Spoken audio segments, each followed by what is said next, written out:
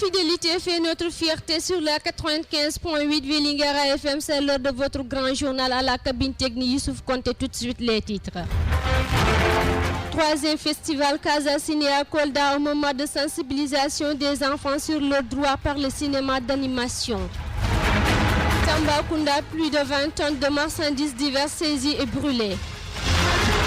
Désormais, la Casamance a une maison de production de films intitulée Casa Film Production basée à Ziguinchor à l'actif de Binta Koulibaly, fille de la région, actrice internationale. Atelier de plaidoirie pour la prise en charge des groupes vulnérables à travers les mutuelles de santé via le programme de couverture médico-sociale des groupes vulnérables. Ce sont là les principaux titres de développement dans un instant.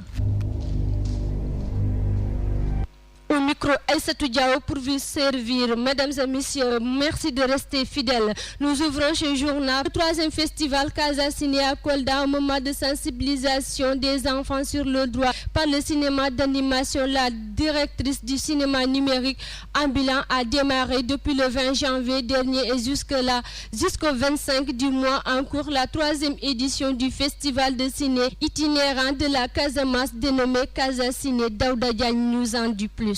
Cette édition 2017 se veut un cadre d'expression et d'écoute. Durant 6 jours, la jeunesse et les enfants de la région naturelle de Casamance vont pouvoir être dans la magie de la fête avec du cinéma, des ateliers d'expression, écriture, peinture, modelage, sérigraphie, etc. Bref, des jeux instructifs, de la musique et une exposition itinérante illustrant les 10 principaux droits de l'enfant, a fait savoir la directrice du cinéma numérique ambulant au Sénégal, Madame Koumba. Selon le formateur Pape Ibrahima Nia, pareil professeur à l'école des Beaux-Arts, il s'agit concrètement par cet atelier d'enrôler les enfants autour d'une aventure de création d'un film d'animation sur la protection de l'environnement et la paix avec l'aide d'encadreurs chevronnés, ceci conformément à la thématique de cette présente édition qui porte sur la protection de l'environnement. Un choix qui n'est pas du tout fortuit, martèle Madame Sarr. En effet, dans un contexte mondial marqué par des calamités naturelles, il est nécessaire de sensibiliser les enfants sur les questions liées au changement climatique, mais aussi sur la coupe abusive de bois qui a défrayé l'actualité au sud du pays cette année, afin que les bénéficiaires marchandises diverses saisies et brûlées. Le service régional du commerce de Tambacounda vient de saisir entre le mois de juin et janvier plus de 20 tonnes de produits impropres à la consommation et parfois irrégulièrement introduits dans les circuits de distribution. La rapidité, l'originalité, la fiabilité et l'équilibre des infos, c'est le credo de Vels FM. Direction Casamance. Désormais, la Casamance a une maison de production de films intitulée Casa Film Production, basée à Ziguinchor à l'actif de Binta Koulibaly, fille de la région, actrice internationale. Ce label de production se fixe comme objectif non seulement d'exploiter la culture casamançaise pour en faire un moteur de développement économique vu les potentialités existantes, mais aussi de mettre en exergue les talents des jeunes de la Sénégambie. Binta Koulibaly est interrogée par Alexis Sagna. Le projet de la case, je suis là pour tourner un film de Nima et puis j'ai ouvert une maison de production qui s'appelle Casa Film Production. Quel est l'objectif visé à travers ce projet? Quel genre de film faites-vous? C'est une histoire de les bonnes. Casa Film Production, il veut produire des films réels, des histoires réelles. D'abord, notre premier objectif, c'est l'histoire des bonnes, les Mindan, comme disent le Sénégal. Et puis ma tante a vécu cette histoire. On l'a violée en tant que jeune fille qui cherchait du boulot. Donc c'est une histoire réelle. C'est pour cela que Casa Film Production a débuté de cette histoire. Vous avez des acteurs, d'où viennent ces acteurs-là? Les acteurs viennent de la Sénégambie, d'autres viennent de Dakar, Kolda, Tamba, et puis même la Gambie, et puis Casamance. Croyez-vous que la culture peut développer la Casamance? Oh, definitely. Casamance, c'est une région de culture, surtout la Sénégambie. On n'a que des histoires à exposer. Et puis c'est l'histoire qui va développer notre Sénégambie, c'est pas rien d'autre. Vélingara FM, la radio qui vous écoute. Atelier de plaidoirie pour la prise en charge des groupes vulnérables à travers les mutuelles de santé via le programme de couverture médico-sociale des groupes vulnérables. CMI de la région de Ziguinchor. L'atelier tenu la semaine dernière a permis de faire le bilan de la couverture médico-sociale de 2015 à 2016. Alexis Sagna. À Ziguinchor, les objectifs fixés sont largement atteints dans la première phase d'enrôlement des personnes vulnérables concernant le programme couverture médico-sociale des groupes vulnérables. Néanmoins, il faudra une solidarité plus accrue pour permettre non seulement une meilleure prise en charge des bénéficiaires du programme, mais surtout d'enrôler d'autres. Maïmouna Gueye, secrétaire de l'unité de gestion du Fonds de garantie sociale de Ziguinchor. L'objectif, c'est juste de faire un plaidoyer, mais un plaidoyer basé déjà sur les résultats effectués de 2015 à 2016. Il faut juste montrer aux différents acteurs, aux différentes autorités de la localité, la nécessité de s'engager, que tout le monde doit s'engager à aider les groupes vulnérables, à faire de telle sorte que toutes les populations adhèrent à la mutuelle de santé. Par rapport aux groupes vulnérables, il faut franchement une collaboration, que tout le monde en fasse une question propre à soi-même, essayer de les aider. Ziguinchor occupe une place de choix quant à la couverture maladie universelle. Ceci est dû à sa longue tradition de solidarité. Laurent Manga, chef du service régional de l'Agence de la couverture maladie universelle. Ziguinchor aussi a une tradition de mutualité. Il existait des mutuelles de santé bien avant et que aussi le taux de personnes qui sont dans ces mutuelles-là, qui sont à jour de leur cotisation, est extrêmement élevé. C'est pourquoi il disait que Ziguinchor fait partie des meilleures régions en termes de mutualité. Notre challenge, c'est vraiment de pouvoir enrôler tout le monde dans les mutuelles de santé. Ce programme de couverture médico-sociale de groupes vulnérables a démarré en 2008 à Kaolack avec l'appui de FHI 360 Pact Associates dans le cadre du programme de l'USAID Santé à travers le projet d'assistance aux personnes vulnérables et le VIH. L'absence des collectivités locales à cet atelier de plaidoyer fut déplorée par le régional de la couverture maladie universelle. À ce jour, Ziguinchor occupe la première place quant à l'effectivité des cotisations concernant la couverture maladie universelle. Maïmouna Gueye, secrétaire de l'unité de gestion du Fonds de garantie sociale de Ziguinchor, par ailleurs conseillère technique régionale VIS à la région médicale de Ziguinchor, revient plus amplement sur les objectifs de la tenue de l'atelier. Maïmouna Gueye est avec Alexis Sagna.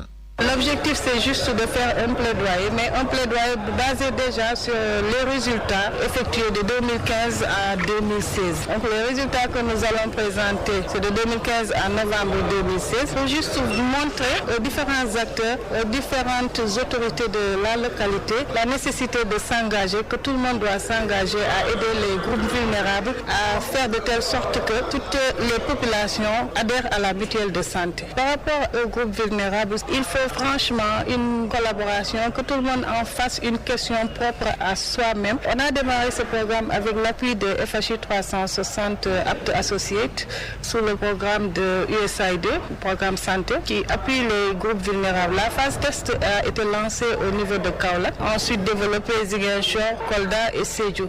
Mais là, nous ne nous plaignons pas parce que quand même les objectifs qui ont été fixés ont été largement dépassés. Et en plus de l'adhésion aux mutuelles de santé, nous avons pu, avec l'appui de Cori Microfinance, les aider à avoir des activités génératrices de revenus. Maintenant, concernant la couverture maladie universelle, les soins ne sont pas d'une gratuité totale. Il faut un taux de prise en charge que le Fonds de garantie sociale, géré par la région médicale, doit porter. Et pour que cela soit fait, il faut au moins que tous les acteurs puissent au moins contribuer à alimenter ce fonds de garantie sociale. Parce qu'il y a 30% du taux de prise en charge qui est pris par le fonds de garantie sociale. Mais si aujourd'hui on parvient à faire par exemple adhérer 1000 personnes vivant avec le VIH, que les 500 tombent malades et qu'au niveau du fonds de garantie sociale, nous devons avoir 15 millions pour au moins payer les autres soins qui ne sont pas pris en charge par la mutuelle de santé, qui ne sont pas pris en charge par le ticket modérateur. Donc il y a 30% pris en charge par la région médicale. Actuellement, nous n'avons que 3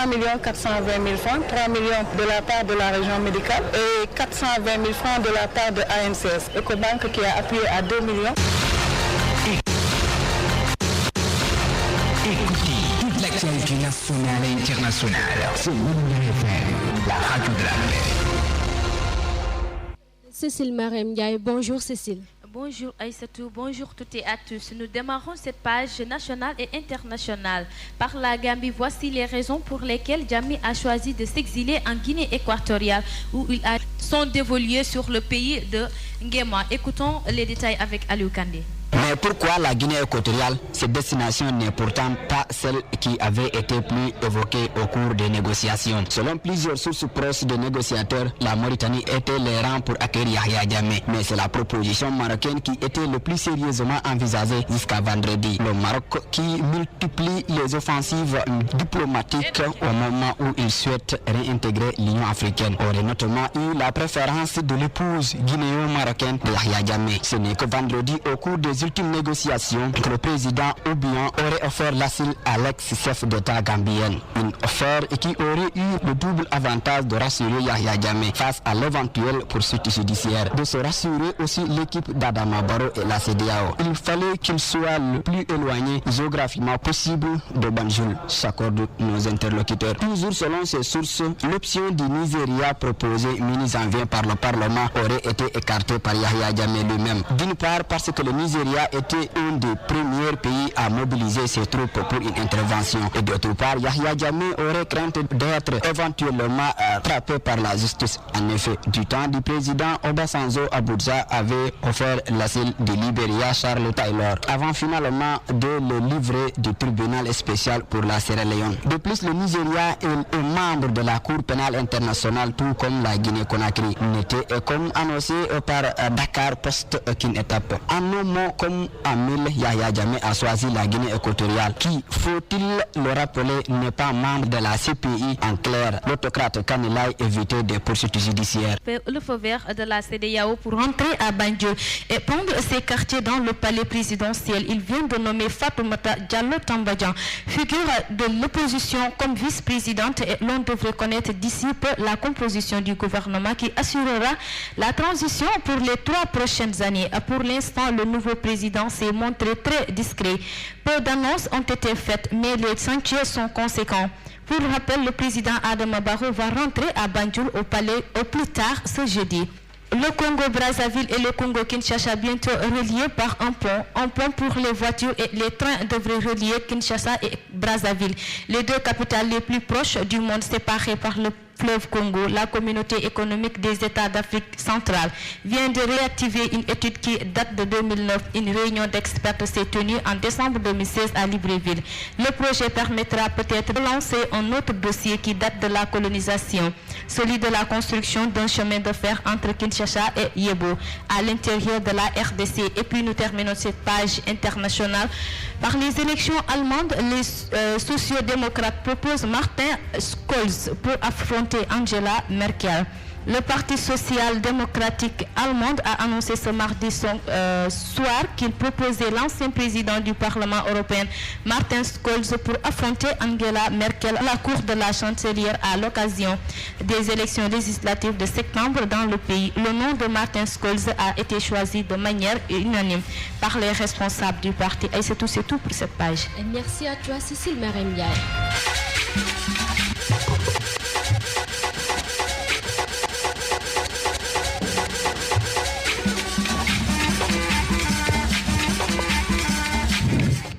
Nous accueillons les sportifs de la maison. Mamadou Wade, bonjour. Aïssatou, bonjour.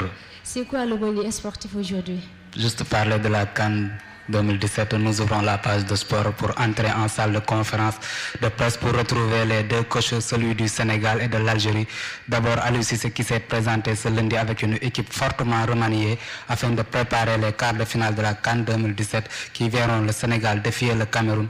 En conférence de presse après le match nul de ses poulains face à l'Algérie, le sélectionneur national est revenu sur les raisons qui l'ont poussé à opérer ces changements, la préparation des quarts de finale face aux Lions indomptables, la forme physique de ces joueurs et enfin la transformation de la tanière en bunker. Aliou Cissé qui dit que le Cameroun est favori. Nous l'écoutons.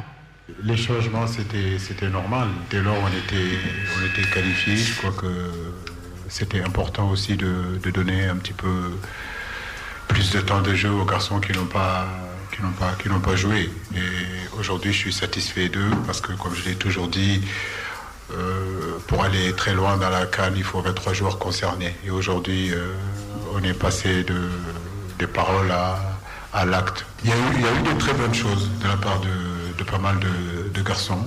Mais comme je vous le dis, une équipe de football, c'est aussi une concurrence. Donc ce que les garçons ont fait aujourd'hui, je ne peux pas non plus fermer l'œil là-dessus. Donc au contraire, ça va continuer à amener une concurrence saine. Donc et c'est important. Comme je le dis, j'ai constitué un groupe où je suis conscient que tout le monde peut jouer dans ce groupe-là. Après, le jour du match, je fais des choix, mais ça ne veut pas dire que ceux qui ne jouent pas déméritent. À présent, la réaction d'Aliou Cissé, le coach des Lions. Maintenant, c'est au tour du coach de l'Algérie, Georges Likens, qui souhaite bon vent au Sénégal au terme de la rencontre entre le Sénégal et l'Algérie. 2 buts partout, l'entraîneur des Fennecs, Georges Likens, qui a vu son équipe se faire sortir de la compétition dès le premier tour, s'est présenté abattu lors de la conférence de presse d'après-match. Bon perdant, il a tenu à souhaiter bonne chance aux Lions qui affronteront le Cameroun en quart de finale. Je vous propose de suivre Georges Likens.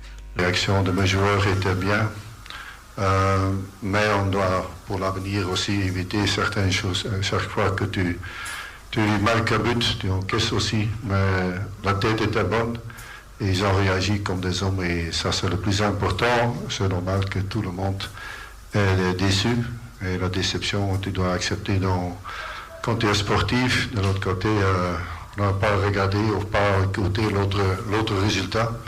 Le plus important, c'est de faire un bon match aujourd'hui et essayer de gagner. Et vous savez, je souhaite bonne chance au Sénégal pour le prochain tour. Je rappelle que selon les dernières informations, Georges Likens n'entraînera plus l'équipe d'Algérie car au lendemain du match nul face au Sénégal, lundi 23 janvier et de son élimination au premier tour de la CAN au Gabon, la Fédération algérienne de football a annoncé la démission de son sélectionneur Georges Likens. Juste après la rencontre face au Sénégal et l'élimination de l'Algérie de cette 31e Coupe d'Afrique des Nations, aucun joueur ne voulait commencer le travail de Georges Likens, encore moins évoquer son avenir. Lui affirmait au micro de Beansport ne pas vouloir partir. Pourtant, les Verts annoncés comme les favoris pour montrer sur le toit de l'Afrique ont terminé la 3e place du groupe B. Seulement avec 2 points, le Sénégal 7 points et la Tunisie 6 points ont décroché les 2 billets pour les quarts de finale. Restons toujours sur le match du Sénégal de ce lundi. Pape Diouf, selon lui, dans une sélection nationale, les 20 prêts se valent. Pape Diouf, l'ancien président de l'Olympique de Marseille de 2005 à 2009, donne son avis sur le match des Lions contre l'Algérie et l'attitude à adopter contre le Cameroun. Nous l'écoutons. Tout d'abord, il y a une chose qu'il faut quand même rappeler. Dans une sélection nationale, les 23 joueurs à peu près se valent. Ce sont des petits détails qui parfois peuvent amener l'entraîneur à faire des choix à l'avantage de l'un ou au détriment de l'autre. D'abord, ça, il faut le dire. Nous ne sommes pas dans une équipe de club, mais dans une sélection où, a priori donc, les joueurs se valent tous. Ça, c'est la première chose. La deuxième chose, c'est que ce match-là était très compliqué pour le Sénégal parce que précisément le Sénégal était déjà qualifié et même occuper la première place. Alors que fallait-il faire? Est-ce qu'il fallait maintenir l'équipe qui jusqu'ici avait gagné? Ou bien est-ce qu'il fallait faire effectivement un turnover? Je crois que le turnover était quelque chose qui s'imposait de lui-même et au vu à la physionomie du match aujourd'hui, je pense qu'Aliou Cissé a eu parfaitement raison de remanier l'équipe comme il l'a fait, puisque d'abord cette équipe-là s'est très bien comportée. Elle a su à 2 reprises revenir alors que les Algériens en ce moment-là ne savaient pas encore s'ils étaient éliminés ou pas. Donc je pense moi que dans cette affaire-là, avoir aujourd'hui au capital 7 points après 3 matchs, c'est plutôt quelque chose, je dirais, de pas négligeable du tout. Absolument. Et cela montre en tout cas que depuis le début de la compétition, l'état-major, le staff de l'équipe nationale a su gérer admirablement son affaire. Ce qui est sûr et certain, c'est que jouer contre le Cameroun n'est pas un cadeau. Parce que même si aujourd'hui dans cette équipe camerounaise, il n'y a plus de noms ronflants, il n'y a plus de grands noms, l'équipe reste homogène, l'équipe reste, je dirais, un adversaire redoutable. On l'a encore vu dans son match contre le Gabon. Et puis il y a, me semble-t-il aussi, un passé intéressant, l'histoire qui fait que le Cameroun a toujours été un adversaire coriace pour le Sénégal. Alors, c'est un match qui n'est pas du tout gagné d'avance. Il ne se gagnera pas par décret. Il se gagnera en faisant preuve, je dirais, de toutes les qualités dont l'équipe a fait preuve depuis le début de la compétition, c'est-à-dire une grande technique individuelle et collective, c'est-à-dire beaucoup d'engagement, c'est-à-dire aussi beaucoup de détermination, c'est-à-dire, je dirais, la volonté véritablement d'aller de l'avant. C'est un match qui est loin d'être joué, qu'il est possible de gagner, mais aujourd'hui, je crois quand même que c'est du 50-50. à l'instant Pape Diouf. Avant de terminer Aïssatou cette page de sport, nous parlons maintenant des matchs d'aujourd'hui. La troisième et dernière journée du groupe C s'est déroulée ce mardi 24 janvier. Le Maroc s'est qualifié pour les quarts de finale en éliminant la Côte d'Ivoire, championne d'Afrique en titre, par 1-0 à OM. Tandis que le Togo s'est opposé à la RDC et à Porte-Gentil et la RDC a battu 3-1 le Togo. Actuellement, les Congolais et les Marocains sont qualifiés pour les quarts de finale. Voilà, c'est tout pour aujourd'hui. Merci Mamadou Wade, et c'est par cet élément que se referme ce journal dont je vous rappelle les titres développés. Troisième festival Casa Ciné à Kolda, un moment de sensibilisation des enfants sur leurs droits par le cinéma d'animation. Tambacounda, plus de 20 tonnes de marchandises diverses saisies et brûlées. Désormais, la Casamance a une maison de production de films intitulée Casa Film Production, basée à Ziguinchor, à l'actif de Binta Goudiaby, fille de la région, actrice internationale. Atelier de plaidoirie pour la prise en charge des groupes vulnérables à travers les mutuelles de santé via le programme de couverture médico-sociale des groupes vulnérables CMU de la région de Ziguinchor. Merci à Cécile Marem Ndiaye pour sa réalisation sous la complicité technique de Youssouf Konté que se réforme ce journal. Merci de votre aimable attention et bien des choses à tout un chacun de vous.